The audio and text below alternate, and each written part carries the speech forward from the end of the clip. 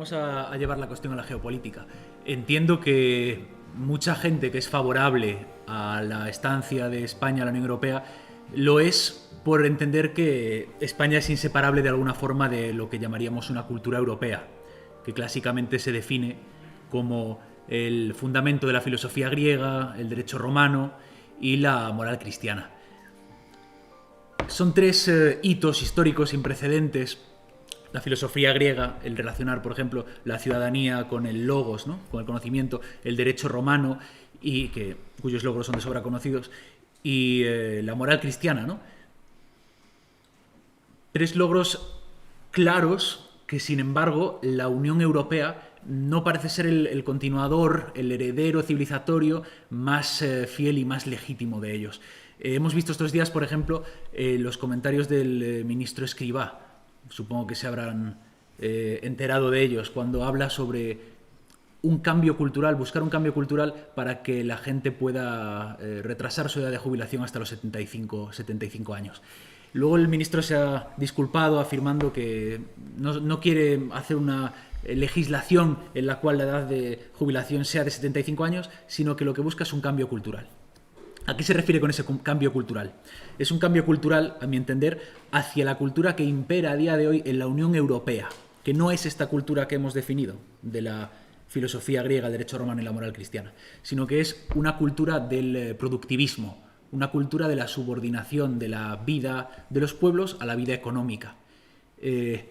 Europa, en los años posteriores, en los siglos posteriores a estos tres logros civilizatorios que la definen, ha vivido una serie de rupturas, de grandes rupturas.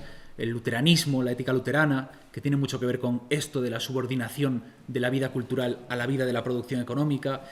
Otras rupturas que nos interesan a los de ciencias políticas, el bodinismo, es decir, el Estado-nación frente a las formas imperiales o supranacionales, el jovesianismo, la separación entre lo estatal y lo religioso, el maquiavelismo, la separación de la política y la moral, una serie de rupturas que han transformado esos tres pilares de la civilización europea en otra cosa, que es la que recoge hoy en día la Unión Europea. Otra cosa de la cual, por cierto, a España se la ha tenido fuera durante mucho tiempo, ¿no? Ese gran eje civilizador, neocivilizador, anglo-franco-germano, que se considera lo verdaderamente europeo, tenía este tópico de que Europa terminaba en los Pirineos, ¿no? Donde empieza España. Rusia está en una situación semejante, también ha estado fuera de estas rupturas de la civilización europea. Las revoluciones liberales no han penetrado ni se han consolidado en España o en Rusia, y Rusia también ha vivido esta exclusión del europeo hasta el día de hoy. En la geopolítica a día de hoy la Unión Europea sigue siendo de alguna forma una cuña encargada de separar la Europa occidental de la Europa oriental rusa, ¿no? A los que tenemos un interés por estos tres pilares de la civilización europea, debemos darnos cuenta que, como he dicho, la Unión Europea actual no es la depositaria de esta civilización, es la depositaria de su contrario, de esa ideología del productivismo económico que representa el actual eje franco-alemán. Sus estructuras geopolíticas son claras. Todas las infraestructuras europeas, así como sus grandes vías, sean de vehículos, sean de rutas productivas, sean ferrocarriles, se concentran en eso que en geopolítica llamamos el plátano azul, la blue banana, ¿no? Que es toda esta región que desde Inglaterra recorre el eje franco-alemán. Es un núcleo económico que excluye la Europa periférica en la que estaríamos los españoles. Sin embargo, esta Europa civilizatoria auténtica, la de la filosofía griega, el derecho romano y la moral cristiana, sí ha encontrado una pervivencia en el mundo a través de la obra de la hispanidad. No tiene supervivencia en la Unión Europea, tiene supervivencia, a mi juicio, en la hispanidad. La obra que se realiza en el mundo hispanoamericano es una continuidad directa de la filosofía griega, en tanto que las grandes aportaciones que la inteligencia griega hace al mundo, como por ejemplo la historiografía de Heródoto, la cartografía de Estrabón, todas estas cosas reviven en la hispanidad, que tiene algunas de las primeras y más magníficas crónicas de los grandes hitos de la cartografía. Lo mismo con el derecho romano, que revive con el derecho de gentes, que algunos atribuyen la paternidad de los derechos humanos de la actualidad, ¿no? florece de nuevo el derecho romano en la hispanidad. Y por supuesto la moral cristiana, la obra cristiana que tiene que ver con dar de comer al hambriento, con educar al ignorante, ¿no? La apertura que ha mencionado nuestro compañero Marcelo Gullo, de los hospitales, de las universidades. Esta obra, que algún sociólogo, pienso en Michel Maffesoli, le ha llamado la socialidad del sur. La socialidad del sur tiene que ver con el vínculo comunitario, con la centralidad de los lazos y de las relaciones y con una vida centrada en la cultura y no en la producción económica, sigue viva en la hispanidad y sigue viva en alguna medida también en el sur de Europa, en los países del sur de Europa, con España a la cabeza.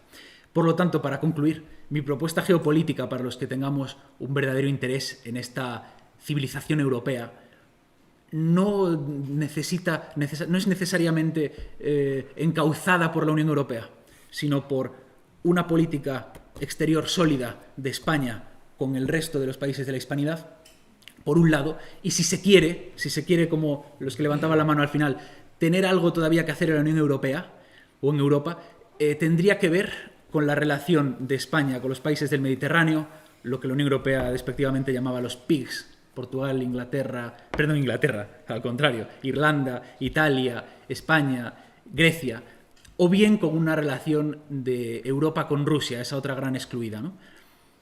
Si la Unión Europea no permite que el sur de Europa se organice en algo semejante a lo que la Europa del Este ha hecho en el grupo de Visegrado, que no lo permitirá, porque, como acabo de decir, le llama a los PIGS, la Unión Europea, el centro auténtico de la Unión Europea, detesta la sociología del sur. Y si tampoco permite un encuentro de España y el resto de naciones europeas con Rusia, que no lo permitirá, porque la Unión Europea solo tiene un trabajo y es obedecer la cadena de mando de la OTAN, de mantener la Europa partida en dos, entre Occidente y Oriente.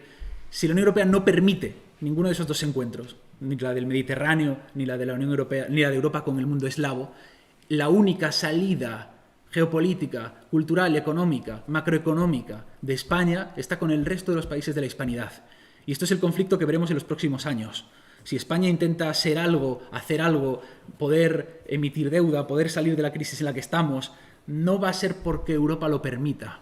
Va a ser porque España encuentre, si quiere sobrevivir, una salida geopolítica natural en los países de la hispanidad.